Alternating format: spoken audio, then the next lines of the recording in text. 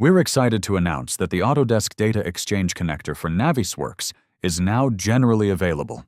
Navisworks plays a key role in model aggregation and coordination across design and construction. It provides powerful tools for model management and analysis. With the Data Exchange Connector, you can extract exactly what you need from your Navisworks models, whether that's visible elements, selected objects, specific search sets, or saved viewpoints. If selected, the full Navisworks model hierarchy is preserved in the Exchange, so downstream consumers receive the same organized structure you work with. These data exchanges are stored in Forma, where they can be easily reviewed and shared with stakeholders.